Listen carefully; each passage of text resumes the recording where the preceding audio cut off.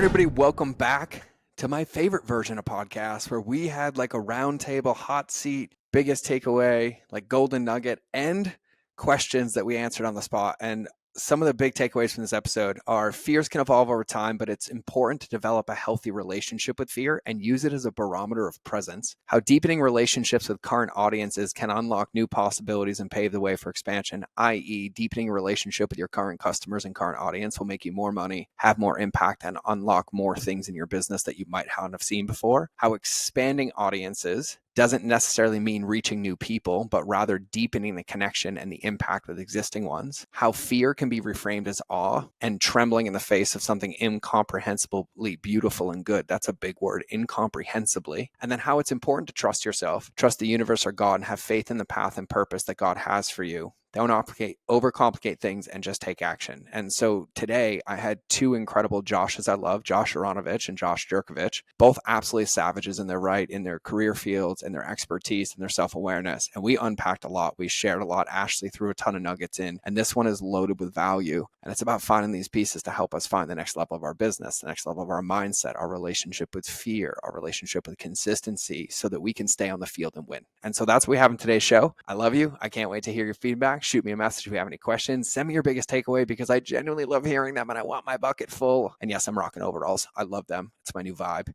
So without further ado, let's get into the show. All right, everybody, welcome back. Backpack Princess is in the house. That's me, just in case you don't remember, because I am homeless, but not really. I'm just stealing my friend's home. And we have it's like Captain Planet assembled for the podcast today, because there are 4 of us on the show, and this is like wrangling cats, and they're probably all laughing because I'm the hardest one to wrangle, but I am so incredibly excited. Just to give you some context real quick, our incredible CEO, Ashley, is on the call, the queen of holding everything together, bringing unicorns, rainbows, and Care Bears to the world, while rescuing sea turtles, loving avocados, coffee, email marketing, and all things in between. And then we are joined by the banded brothers, Josh and Josh, who now know each other, but they are 2 Joshes that I love dearly, and I'm going to introduce them in a minute. But Ash, you haven't been on the show in a while, and I feel like the show wouldn't exist without you. So you want to say hi to everybody? Hello, everybody. Oh my gosh. Yeah, it does feel like it's been a hot moment. I think it's been the Dallas recap was the last time we were together. Oh, the one where you made me cry the entire time. Yeah, that one. And that means we have an event coming up, but this will already be out probably after the event, which means there's another recap coming. So there's another putting George in the tearjerker chair coming. Potentially. We're going to try to keep it a little bit more lighthearted next time. All right, we'll go with lighthearted. So just for context, everybody, I actually I love doing these episodes because what we're going to be doing today is question and nuggets. And we're kind of doing it like hot seat style. So Ash is going to have a question, Josh A is going to have a question, and Josh J is going to have a question, because if I just say Josh, they're both going to talk at the same time. And we didn't figure out any cute pet names, so we're going straight with name standards here. But we're going to do question and nuggets. And I do want to set some context real quick, because I actually know both of these gentlemen incredibly deeply and incredibly well, since there's a little inception happening, because Josh J. Jurkovich used to run the company with me and has the unfortunate pleasure of spending many nights in a hotel room with me, and many meetings and many consulting trips where we got really close and really connected. And we just full circled life in a new season with each other, and we're back in. And I'm so incredibly honored and excited to have him here. And then we have the only way I know how to describe Josh Aronovitch is like the teddy bear that we all need all day, but a man that gives the best hugs, is a walking heart, has been at every one of my events. I met him in the conference room of a dear friend, Michael Faber's event, somewhere late in the evening night. And I just fell in love with this man who just impresses me with absolutely everything. And so I am just honored and humbled to have them both. And so we're going to hit this one roundtable style. We're going to start with questions. We're going to go around the horn. All of us are they're each going to ask a question. I'm going to give an answer. We're going to get feedback from each other guest on the call, hopefully helping it apply to you, your business, your season of entrepreneurship, because we have 2 very beautiful different people with skill sets. And then Ash is here to throw her nuggets in. And then each of us is going to share a nugget, a piece of wisdom, a nugget for you to take into your business, into your life, into your thinking, or something today. And I don't know what any of these questions or any of these nuggets are.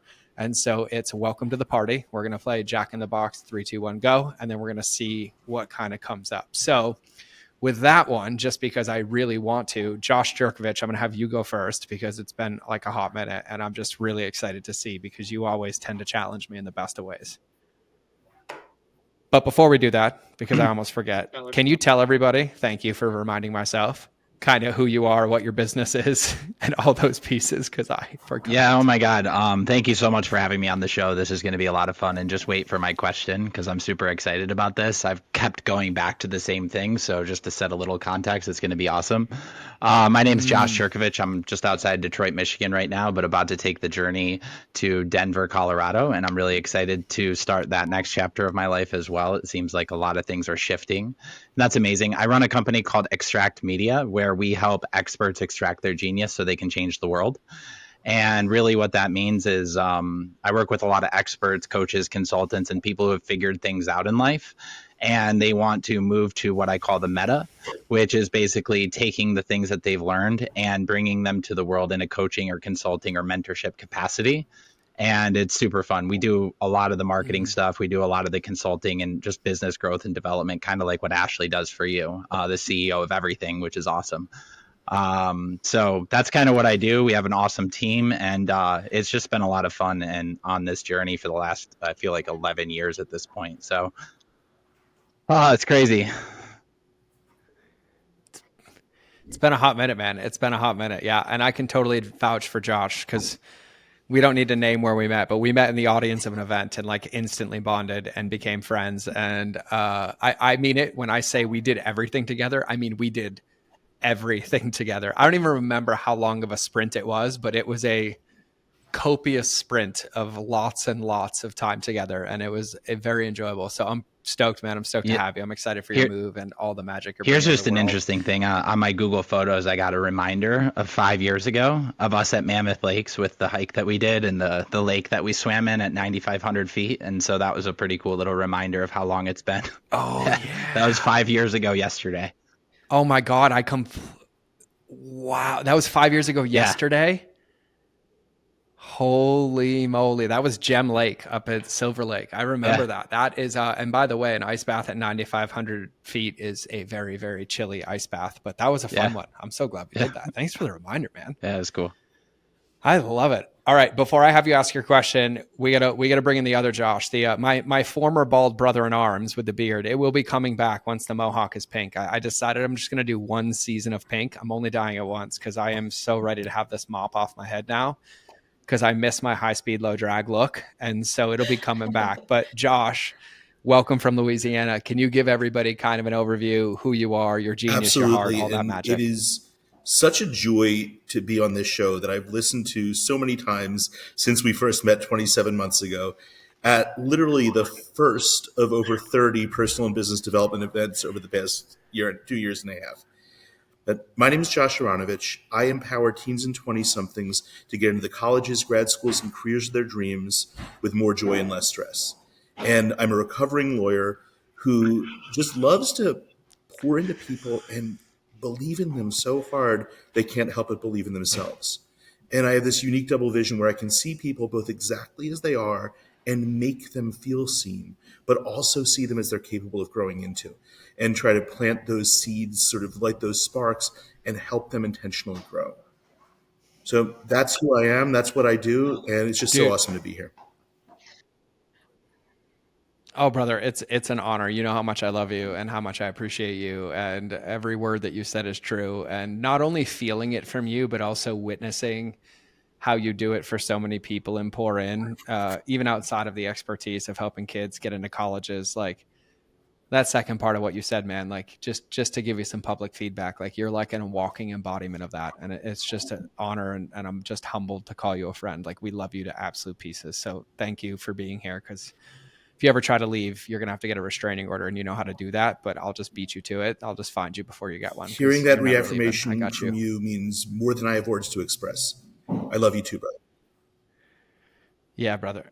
Yeah, brother. I love you to pieces, man. So thanks for being here. And before I start crying, before we even start the show, Ash, for those of people that might be listening that might not know who you are. And as much as I know and everybody else knows, and let's just be honest, everybody, this whole podcast and really my life exists because Ashley's in it, because she's the CEO of everything. But Ash, would you mind giving everybody an overview so they can have some context? Oh my gosh, yeah, of course. So my name is Ashley DeLuca.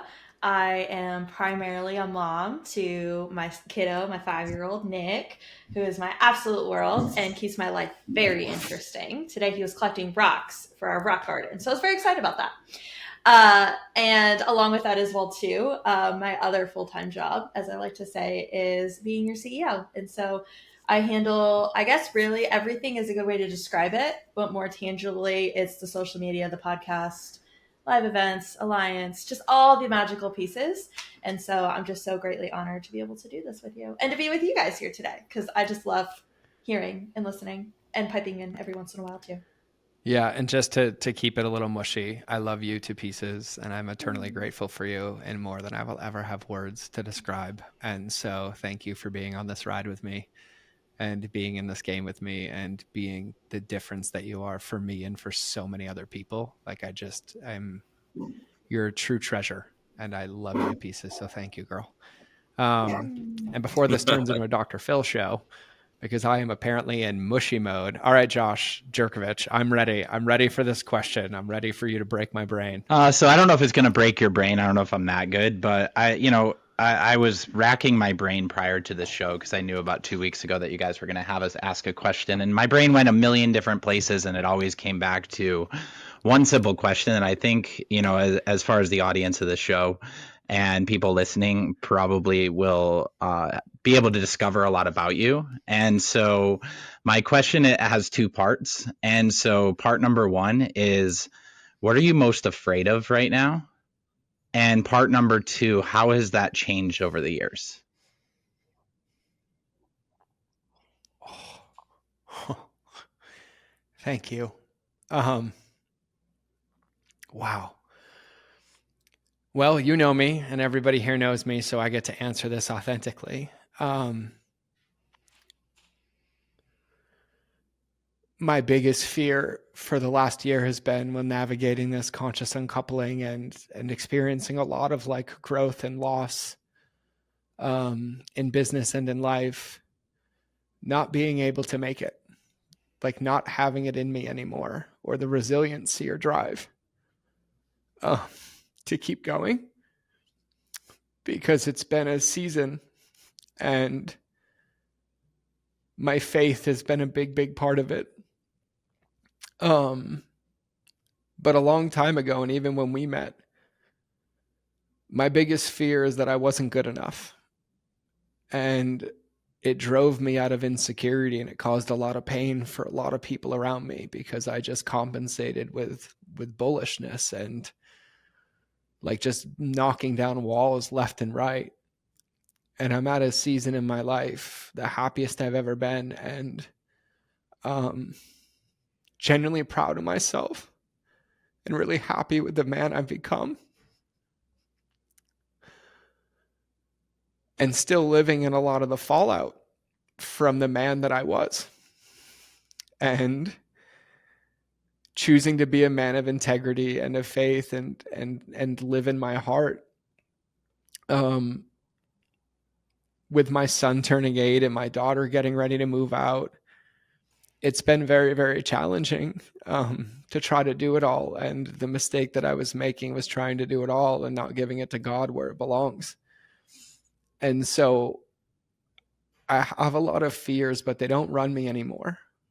But I definitely feel them all deeply. And I feel like God made me the man that I am to be able to do what I do and stand for what I stand for. But I still find many pockets and shadows, like sleeping on the Minneapolis airport floor 2 nights ago and having to flex my own muscle of gratitude and of self-love.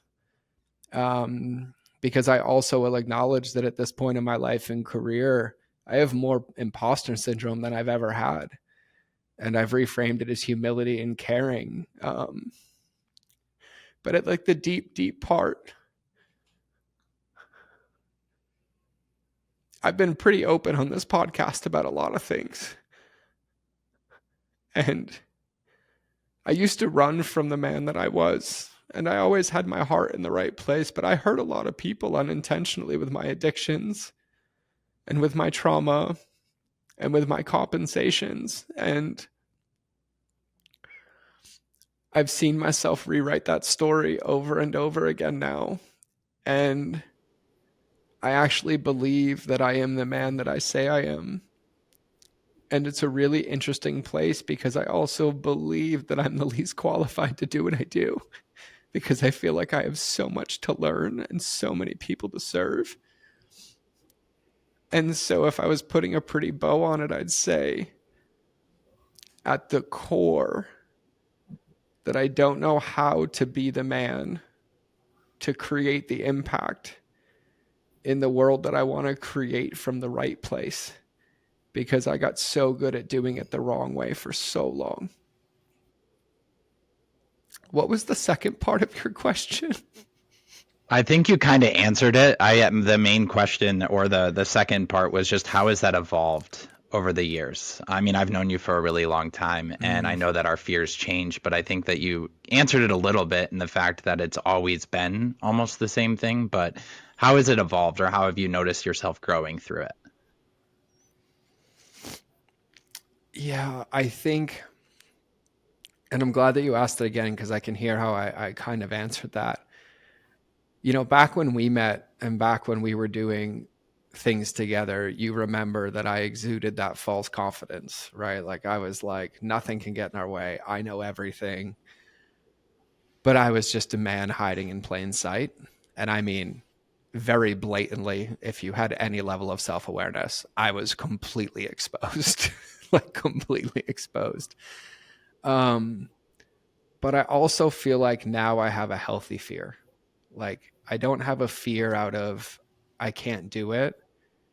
I have a fear out of respect that I shouldn't know how to do it, or else it wouldn't get me to the next level.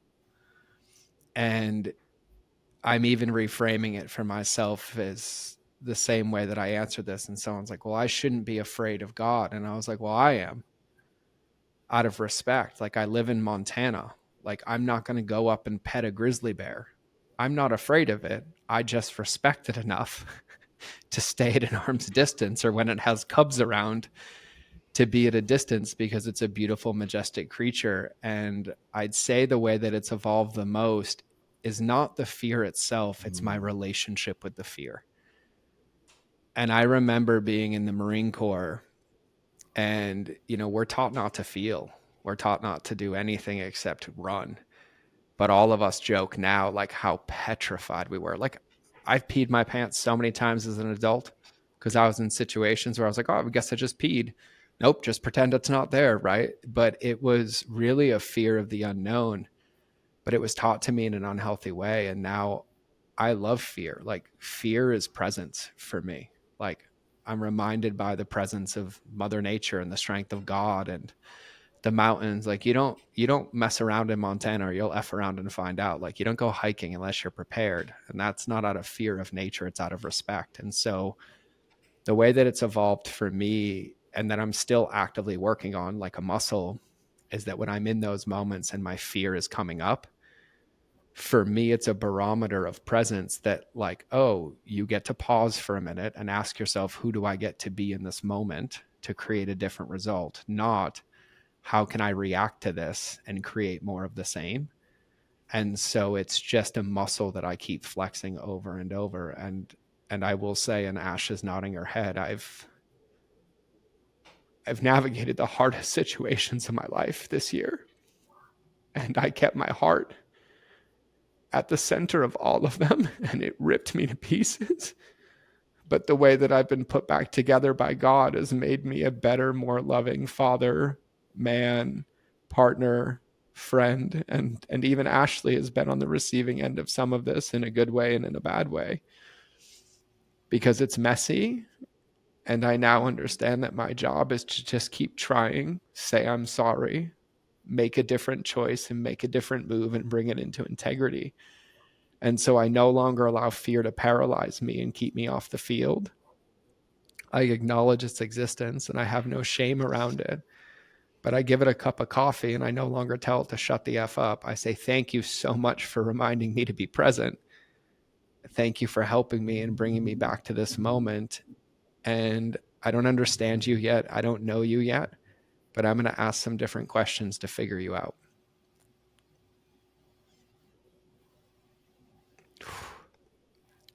What a question, man. What a question. Thank you for asking that question. Oh. We out here now. Yep. We out here now. You're welcome, by the way. Can I? Yeah. Can I throw that back to you because I'm innately curious how your relationship with fear has changed since we met? Yeah, I mean, yes, you can. You know, I think you and I connected a lot because I think that we're actually alike in a lot of ways. And I think that over the years, and it's still something that haunts me, is the fear of not being good enough, or the fear of not being the person that I say that I am, even though I claim that my number one value in the world is integrity and honesty and truth. But it's really hard to be in integrity and in truth and in honesty if you don't even know who you are. Right. And that's one thing that for me through the years that my faith has been so important, because I have no idea who I am, but I know who God says I am. And as long as I can anchor and ground myself in who God says I am and allow the rest of the things that, and the rest of the stories and the rest of the ones to be judged by the identity that was given to me as a son of God, then I can know what's true and I can know what's not true. Because the Bible says it clearly. And I thought that one thing that you said was really interesting, that somebody told you shouldn't be afraid of God. And the Bible says clearly God is the only thing you should be afraid of. Whenever you're afraid of anything other than God, that's where idolatry happens. It's the fear of God that keeps us in line and tells us who we are, because that's what we should be afraid of. And then being afraid of anything other than that is a lie and a story, because that is the opposite of having faith in our purpose and faith in the direction and the path that God's leading us. And that's going to kind of come into my nugget too. It's so funny how it's all related, but for me, it's still a fear that, like, you know, I think the other side of it too is a fear that all of my hard work and dedication and everything that I put into this over the years will be worth nothing. And that it won't, you know, I have a thing that I tell people that in some of the coaching that I do, that people want two things really when you get down to the deep whys. And the first thing is freedom, and usually money buys freedom. So when they say money, they want freedom.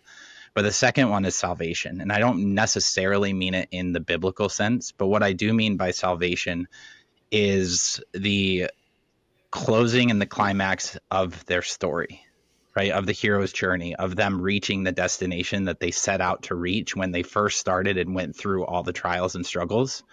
You get afraid along the path that you're going to get defeated by the dragon, and you might.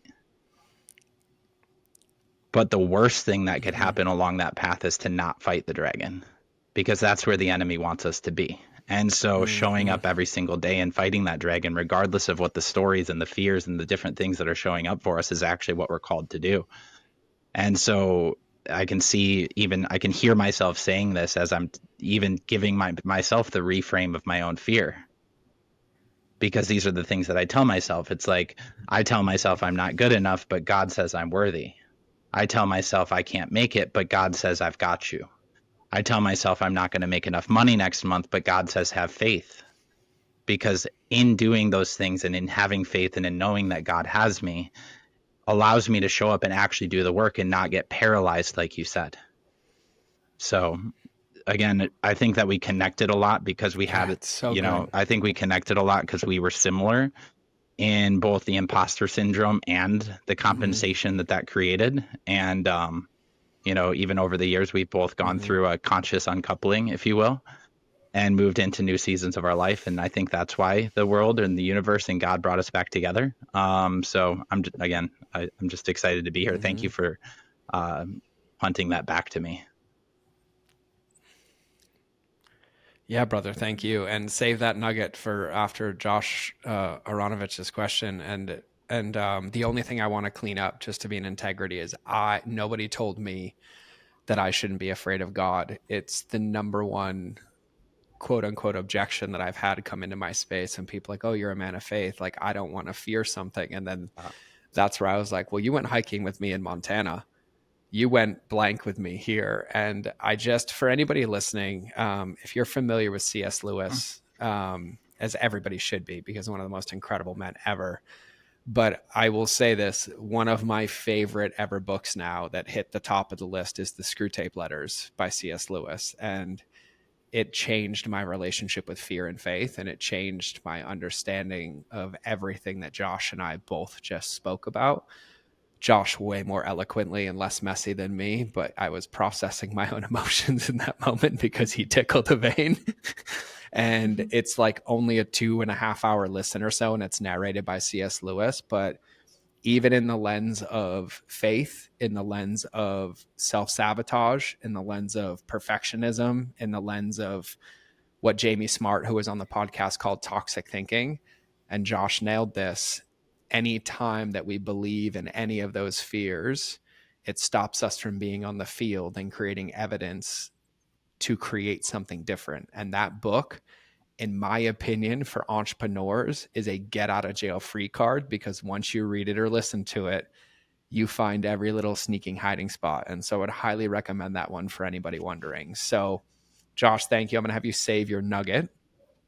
Josh Aronovitch, Mr. Oh, go ahead, Ash. I just wanted to quickly reflect something back to you, and then we'll get over to the other Josh here. So +1 on what Josh J said, 100%. That also very much so tickled and was such a good reminder. But I would like to just reflect to you that over the past, 7 months or so, I have definitely noticed a difference in just how, versus like you being reactive versus responding in your relationship to fear. Like, I didn't realize that's what the undertone of that was, or the root, because I'm not there yet in regards to with like being able to like mind map all these things. But I definitely have seen how, like, when you've even come to me with like quote unquote issues, that for me, like, they don't even look like issues. They've just been like presented more as opportunities.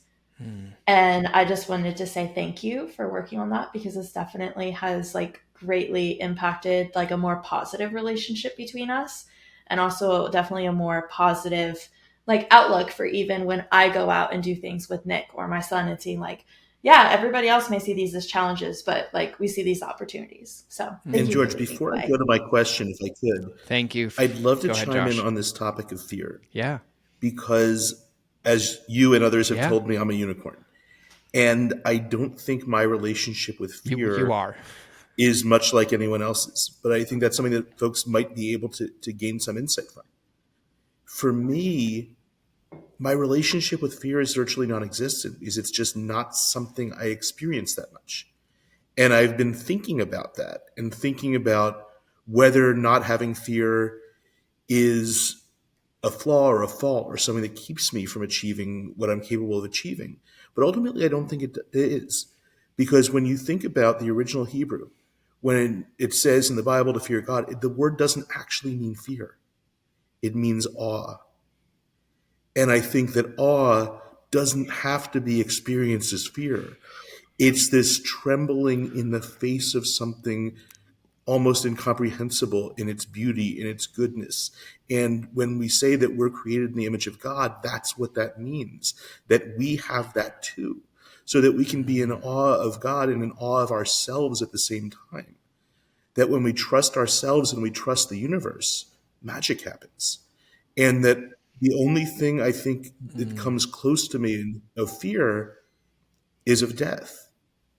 And that's because there's so much I want to accomplish, so much impact I want to have, not about reaching a destination, but in each moment of the journey.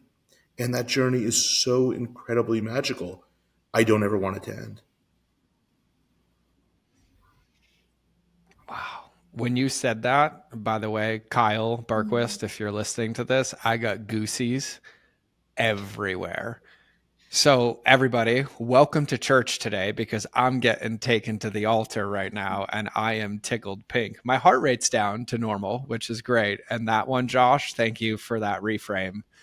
That was absolutely incredible. And I thank you. And then, just so everybody knows, here's our teddy bear of wisdom that just drops his like unicorn nuggets because he always has some magical reframe. And he's also the reason I have to carry a dictionary with me because he always, as a recovering lawyer, and Mr. Educator, he always teaches me new words. So thank you so much for that, Josh. I would love to hear your question now because I'm just excited. So to frame my question, I want to bring you back to a moment at the Dallas event.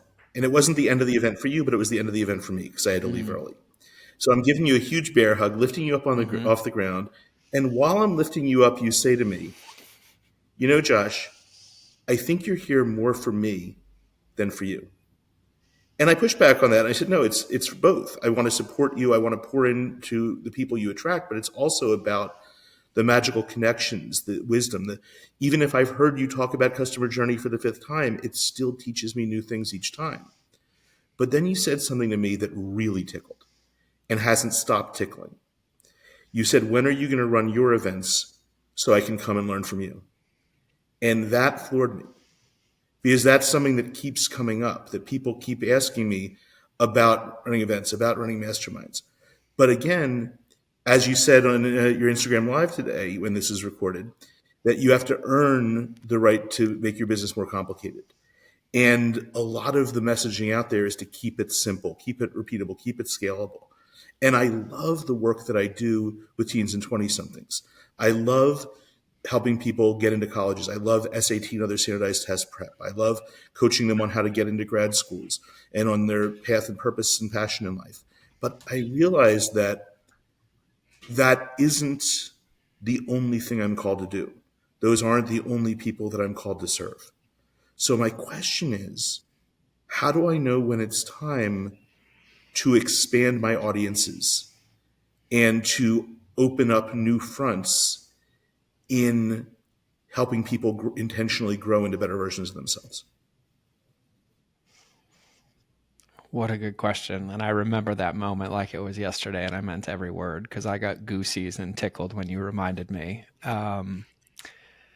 So the smart aleck in me says, how many times does your phone have to ring before you pick it up? The non-smart aleck in me, and the longer answer to that is how you help kids get into colleges and grad schools, because you see them both for who they currently are and who they get to become. And through the bridge of education and test prep, do the same thing that you do to me and everybody else that you interact with, is you breathe life and possibility into them underneath all of those things that you're helping them with. And so my first question would be, is how big of a room and when do you need to just get 10 of your students together to spend 2 days with them to do the same thing that you do with each one of them individually, and also their parents to get to experience the same thing that you help the kids with? Because I don't think it's a quote unquote expansion of the audiences, as it's a deepening of the relationship with your current audience that would then unlock the possibility of what's next. Because as somebody who's been at events with you, who's also had you at my events and watch you like a hawk, you do it one-on-one with absolutely every single person that you interact. And I'm pretty positive that if you just went and did a Facebook post right now and said, come meet me in this city for us to hang out in a room for 2 days to eat food and talk about philosophical wisdom, you would have a waiting list of people because of the embodiment that you are. And I meant every word that I said. You are grounding, you are home, you are perspective, you are love, you are light. Like, you are all of those things. How you apply that to the world is just the bridge that you're choosing to communicate in their language. But you've done the same thing for me that you do for those students.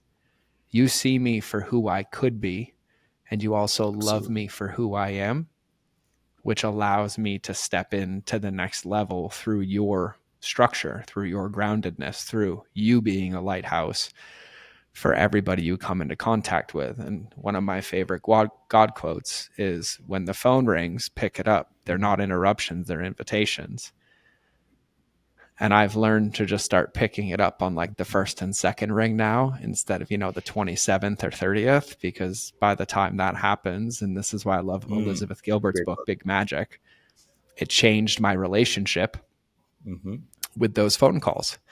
Because what she talks about in that book is how she had this idea that she was working on, and then she parked it. And then her colleague friend, they met a year and a half later, and the woman wrote the exact book she was working on and telling the same story of this one girl that couldn't have happened, because God for me, universe for some other people, it's a frequency, and those ideas move on to somebody else until they pick up that phone and put it into practice. And so for me, I don't know how much more evidence you need, but I watch you facilitate for people without realizing you're facilitating. And I watch you do and create breakthroughs and transformative experiences in a coffee shop conversation, or in a hallway in an event, or at the kitchen table when we're sitting there on a lunch break. And everyone's like, do you know Josh? I'm like, of course I know Josh. What magical wisdom did he impart into you today that I didn't know about, right?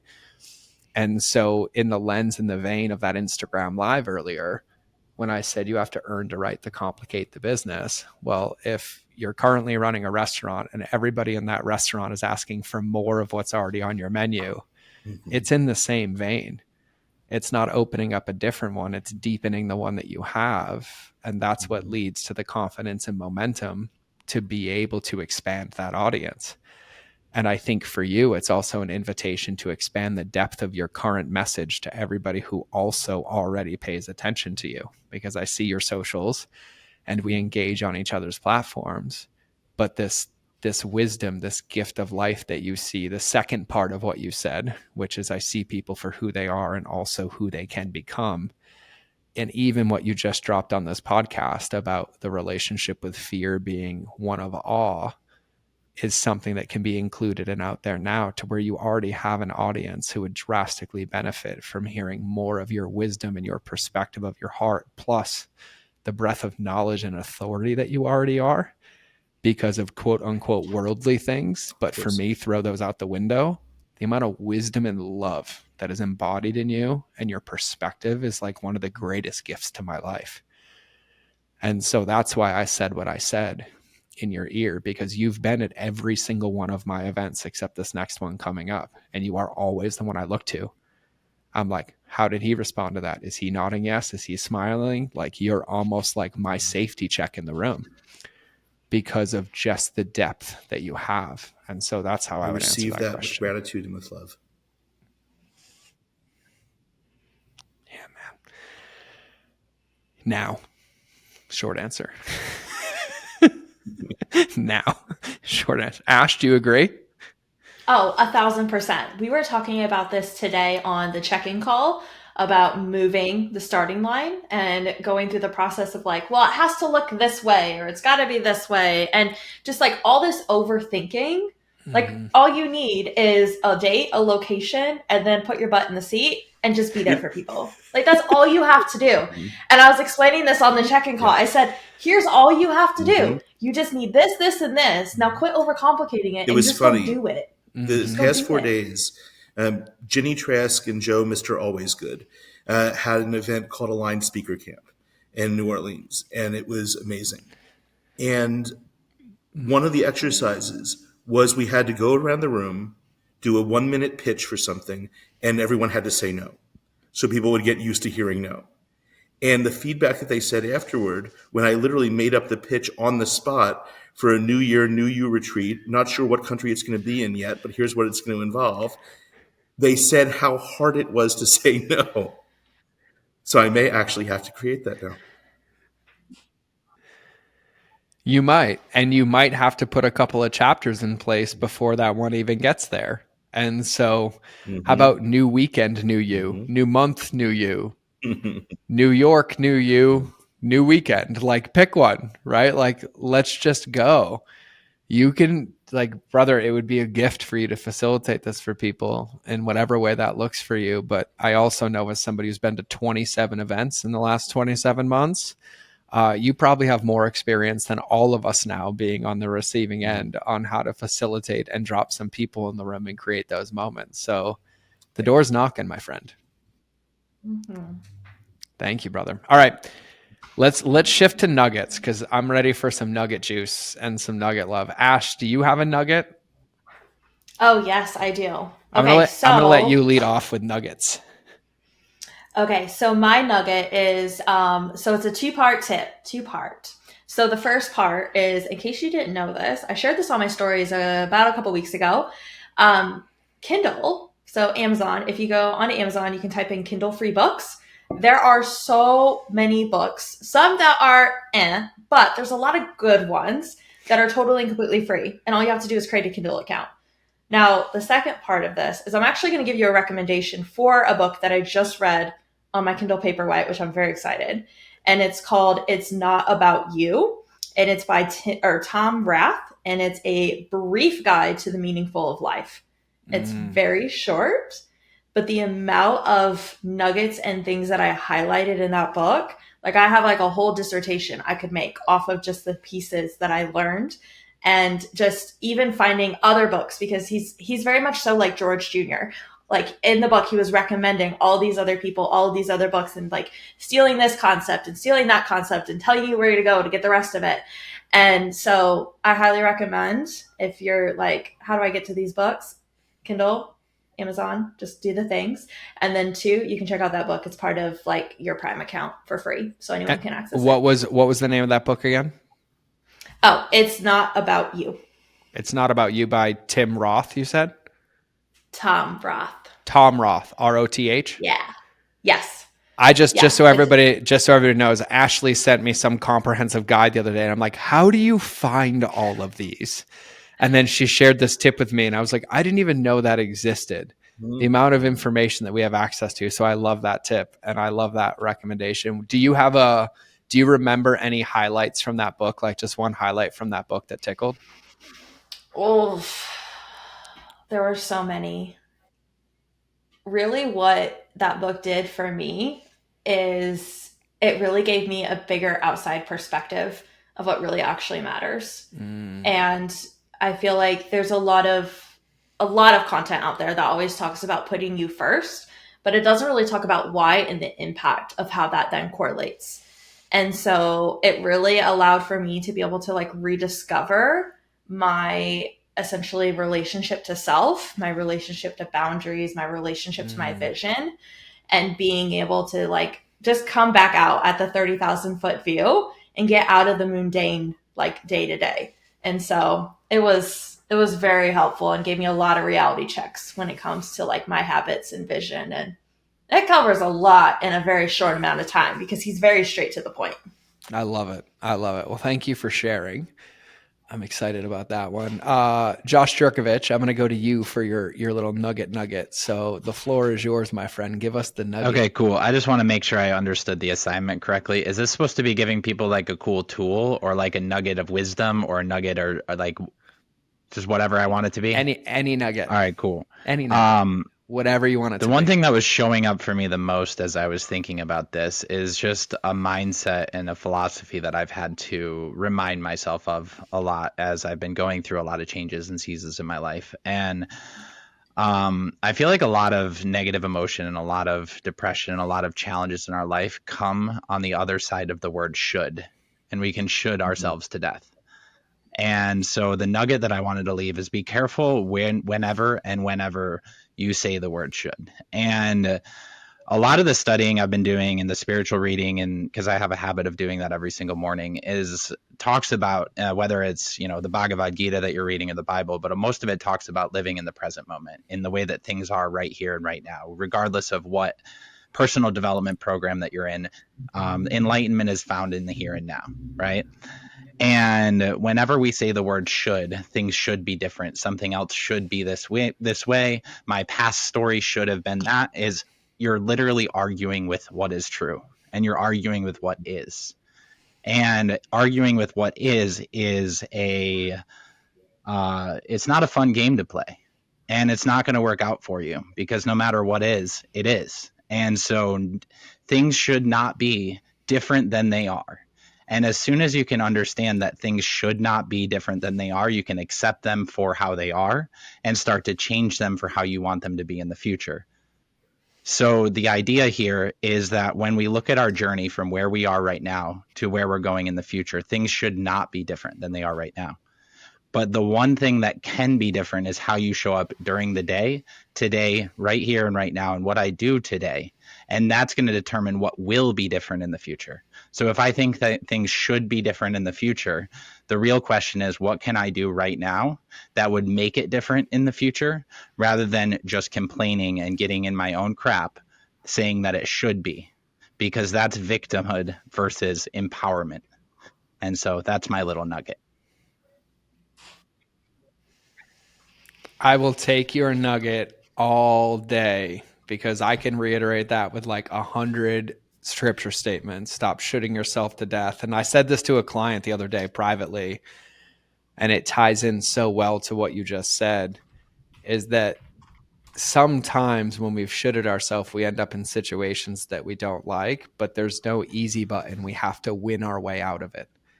And the only way to win our way out of it is to do exactly what you just said. And I wrote this quote down the other day that I was going to share. And it says, if you've forgotten the language of gratitude, you'll never be on speaking terms with happiness. If you've forgotten the language of gratitude, you'll never be on speaking terms with happiness. And that concept, Josh, is one I think for you and I will always be rung true. And it's almost like drink your water, go to sleep, and move your body more every day a requirement. And I absolutely love what you just shared. So thank you so much for sharing that nugget, because that one tickled deeply. Well, I just got goosies as well. So today's just that we're just going to call this episode Goosies. We're going to cut straight to the chase. I doubt that, because we want. Yes, Goosey with the. We're gonna have to like name you too. Like you're gonna have some like sage wisdom podcast at some point. Croatian, Romanian name. We got too many similarities. Aronovitch and Jurkovich. Like you guys, who knows what magic will happen? But I love that. Yes, exactly. All right, Josh. I am Josh Aronovitch. I'm really excited to hear your wisdom and your nugget or whatever that may be. But would you please bless us all with that? I'm going to go with one of my favorite things, triple alliteration, and give 3 nuggets that begin with S. Mm-hmm. And the first one is space. Nice. The Kabbalah, the Jewish mysticism, talks about the text of the Bible being the black fire, but the space between the letters is the white fire, and it's infinitely more powerful. There is so much magic in space. When we allow for space in between our thoughts and we expand that space between thoughts, that is presence, that is mindfulness, that is when the intelligence of the universe seeps in. When we allow for space between receiving and reacting, that is when we avoid doing things that we're going to regret, that are going to complicate our lives and harm people that we love. When we create space in our schedules, we avoid driving ourselves crazy. We are able to learn from and integrate our experiences because we pause to reflect. Space is one of the absolute most important things you can implement to improve your life. The second S is surrender. Yeah. That was one S. Yeah. I was like, hold on, did I miss something? No, you were giving us space and I just interrupted your space. I just totally broke my own rule. I'm going to shut up now. The second S is surrender.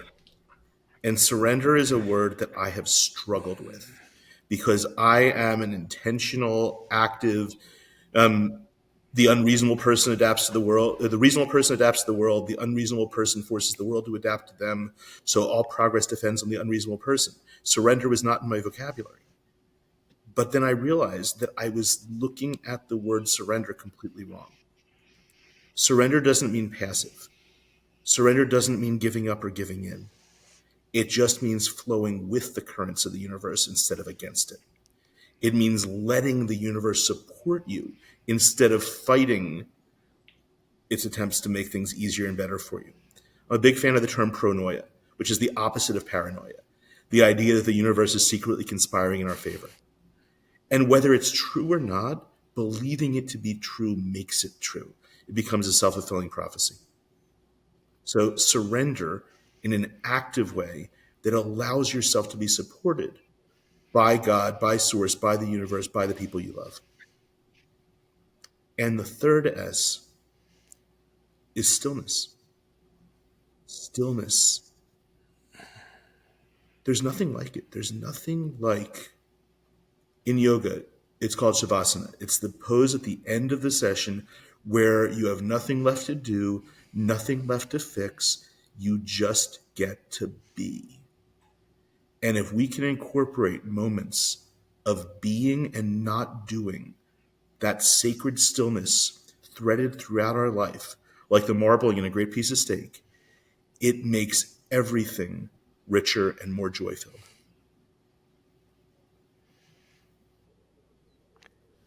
I love how you just related stillness to a ribeye, and figured it it totally would. landed for me. I'm like, you just spoke right to the meat monster inside of me, and I was like, oh yeah, like that space right there just brings so much more flavor to that steak. The 3 S's, I am a massive fan. Space, surrender, and stillness. And I love your perspectives on those, my friend. That was absolutely wonderful. So I'm gonna just throw a monkey wrench in and just ask each of you a question, because I'm innately curious, because I have some giant takeaways from just listening and also sharing. But I would love each of us to just share what one takeaway from today is together, and then one thing that we're grateful for. And in no particular order, if any of you are ready to go, I'll just let one of you decide to go. Any of you ready? My biggest takeaway is just how much of a gift it is to be truly seen, and how rare that is for most people, even ones that surround themselves with incredible humans, because we don't often take the time to truly reflect back to someone what we see in them. So to be seen by you, George, and to have, I guess, strengths that I discount or don't fully acknowledge or see reflected back to me is just incredibly empowering and incredibly beautiful. And it's an honor that I get to do that for you as well. And you do it, thank you. magically, my friend. And so that was the takeaway. What was the second part of the question? Something you're grateful As cheesy for. as it sounds, I'm grateful for gratitude. I'm grateful for the ability to stop and just realize how fucking amazing all of this is. And that there aren't really high vibration and low vibration emotions. All emotions are sacred. All the things we feel are sacred. As long as we fully experience them and honor them and realize what they mean about what we love and what we care about, and then take a moment to decide if they serve us or not. And if they don't, bye Felicia, let them pass. But we can't do that until we fully experience them. So just gratitude for gratitude. I'm a big fan, and I'm also a big fan of the Straight Outta Compton by Felicia drop right in the middle of it. Like I'm the duality in you, my friend, is one of the greatest gifts ever. Like the contrast, like I feel like you truly are my brethren. I'm just a big fan. And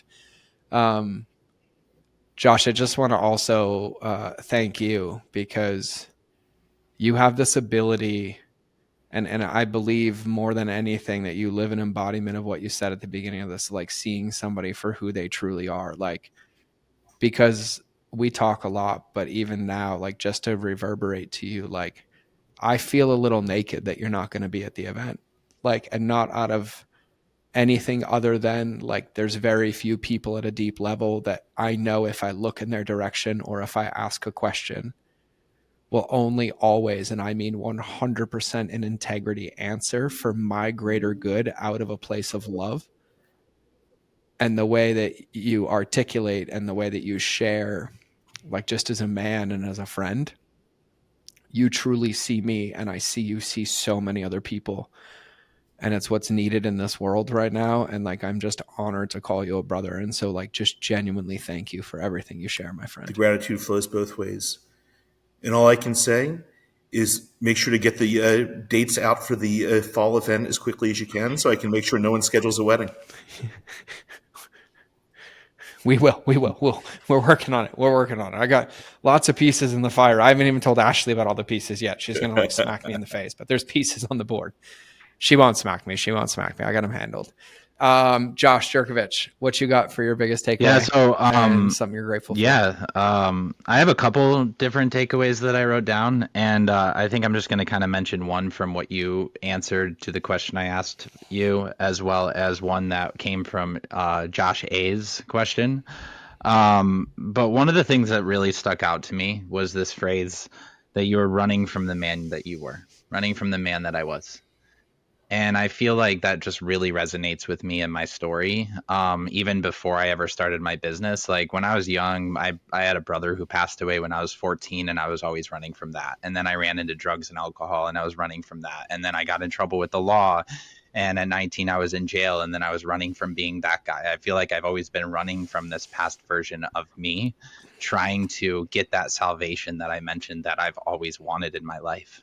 And it's like, when is everything going to make sense and have the rags to riches story and have all of that? So I feel like sometimes even when I coach people or when I talk about stuff like this, I'm actually the one that needs my advice the most.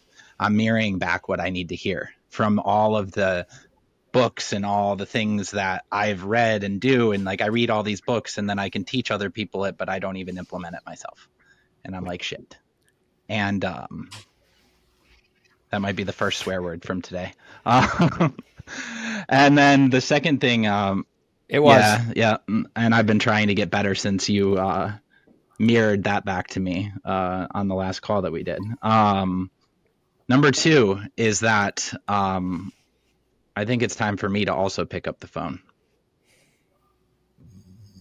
I loved that idea that your phone is always ringing and you have to pick it up. You know, there's two different sides of this coin. Like Tim Ferriss and a lot of different people talk about minding your nose and making sure you say no as often as possible so you can say yes to the right things. But on the other side of that is also saying yes to the right things. And there's some right things that I think I need to be saying yes to right now. What I'm grateful for, Get to, not need to, but get to. You know, yeah, that I get to. What I'm grateful for right now and what's really showing up for me, this has felt like a deep call and just like kind of going back to some of the same conversations we'd have in hotel rooms and stuff like that. But that man that I ran from and that story and the jail and the drug and whatever, right? I'm grateful for all of that. Because I remind myself every morning when I do my gratitude journal and all of that, that I wouldn't be the person that's sitting here able to talk with you on a podcast like this if I hadn't been through all of that. I wouldn't be who I am. I wouldn't have the character that I have. I wouldn't have the values that I am. So I'm grateful for all the fear and all the pain that I've experienced up until this point in my life, because it created me to be me. And I kind of like me today. So I feel that, brother. I feel that. Thank you for sharing. Ash, what do you got? So I had two big takeaways. I loved when Josh talked about surrender, because I feel like surrender to me was just kind of like, oh, you just got to let it all go and you let go of all control and it's just like floating balls all in the air. But when he had described it as flowing with God versus flowing against, I like so tickled so hard. I was like, oh, that's what surrender means. That's what it looks like. And I was able to tangibly see where I've been, I don't want to say pretending, but almost, pretending to surrender and like letting go of these things. When in reality, I was just like, why isn't this working the way that I want it to be? Or why is it not looking the way that I want it to be? And I was like, oh yeah, I haven't just let it flow and like let it all surrendered. So that was really very, very positive. The other thing I would add is I absolutely loved Josh J's question. And that also gave me a lot of reflection points as well too, around like my relationship to fear. And then also that fear of like not being good enough and what that has like actually created in my life by like letting into that fear and playing into that fear and going through the process of like actually creating actions that make those fears true and like finding the evidence for it versus not finding the evidence for it.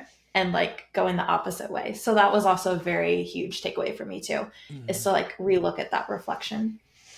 I love that. And before I share mine, for anybody listening to this, I would love to know yours. Like, I would love if you DM'd us or any of us, because we'll have their contact info in the show notes. But genuinely, like, would love to hear like what your biggest takeaway is. Where does this show up? Where does this happen? Because it's directly tied into mine. And my biggest takeaway, and this goes to something Josh Aronovitch said, is that it's a gift to be seen. But being seen requires two parties willing to see each other. And this conversation is one of those, because I'm a ball of mess. And that's because I feel safe and seen by each and every person on this call out of a deep reverence and fierce love. And we have the ability to do this for each other and for other people. And it ties in so many pieces of this episode, and it requires presence, and it requires stillness and space, and the ability to choose to create this, because I feel like we've been stuck and get trapped in this transactional world, and social media is real life, and we send texts back really quick, and we send audios back really quick, and we forget that there's a human on both sides. And there was just so many potent reminders in here for me today, and that being a big one.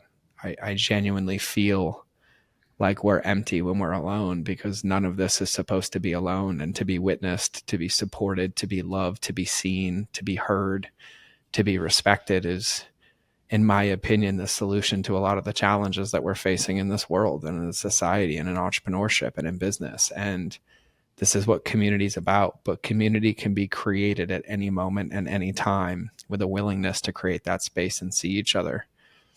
And this was such a potent reminder for me, as one of my weaker muscles is asking for help. But it's not the help that I need. It's to be witnessed and held in the space between the next action, because none of us get to do this alone, and none of us have to do this alone. And there are plenty of people around us who will love us, who will hold us, who will support us. And there's plenty that we get to do that too as well.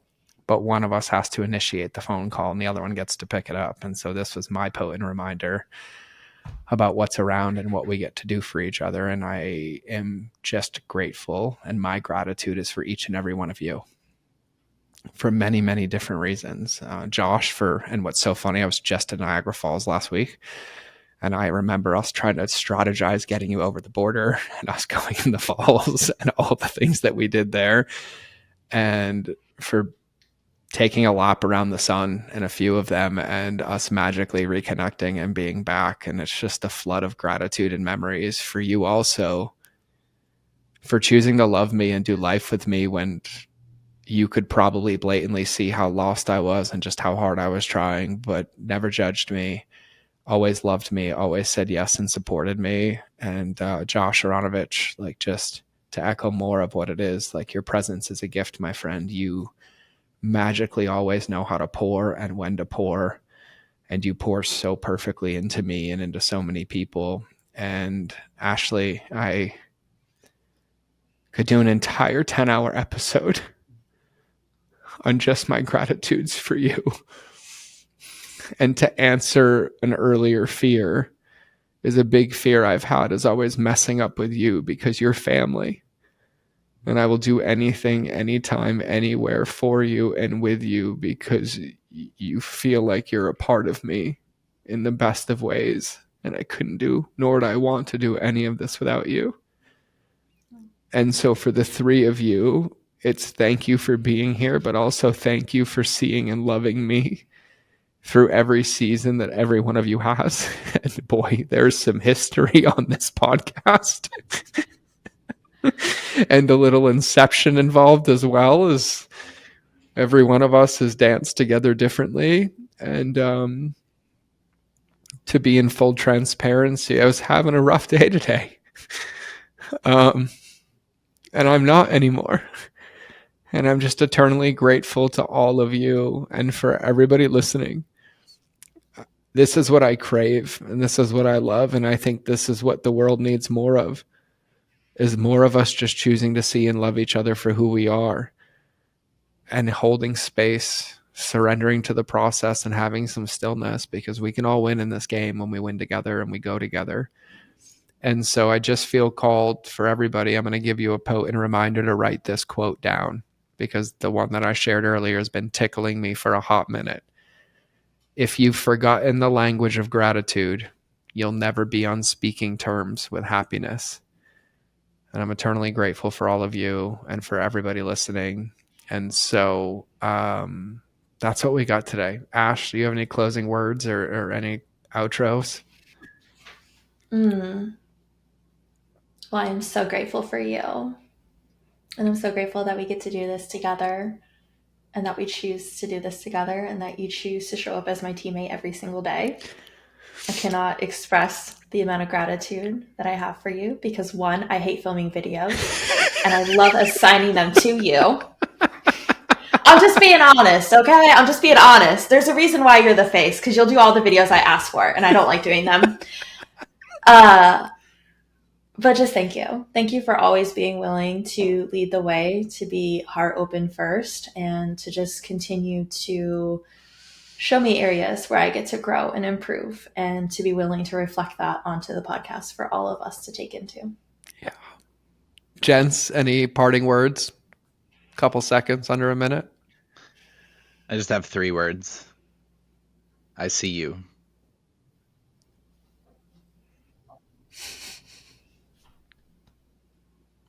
Thanks, brother. Mr. Aronovitch, who has his computer plugged into a charger now. Yes. The 3 words that are coming up for me: love, awe, and gratitude. I love those. I love those. So for everybody listening, thank you. If you made it this long, thank you. Thanks for crying with us, feeling with us, being here with us, being in this bucket with us.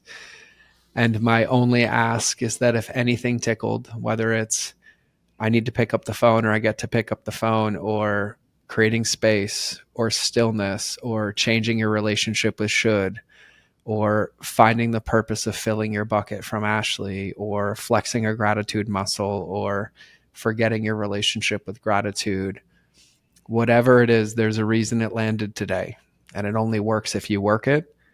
So don't keep moving the starting line. Make today the point, and make this moment the point, and put it into practice, because you never know who you'll be or what you'll get on the other side of it. But I promise you, fear and faith both start with F, and faith is the way easier one to run towards, because that's where the game starts to really, really change.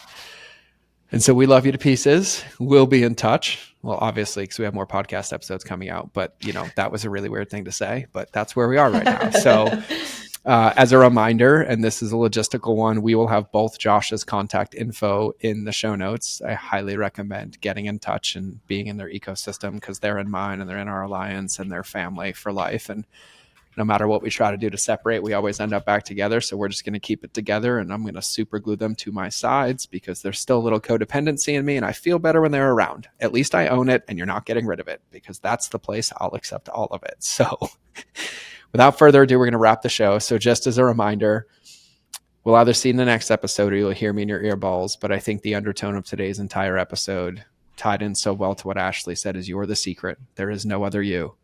Fill your bucket, create the space, and be able to give it away to the world, because we have the power to do whatever we'd like to do when we take that leap of faith and let go of that fear. And the only thing that rewrites that fear is new evidence of faith. And so I'd rather you swing the bat and collect that evidence and sit there and wonder what it's like if you were to swing or never swing at all. So get to swinging, get to walking, or else Spicy George will come kick you in the shins, fly through your laptop, and come make you do it anyways, because there's still a rabid pit bull inside of me. He just loves you fiercely. So have a beautiful day. Go be grateful for something, and God bless.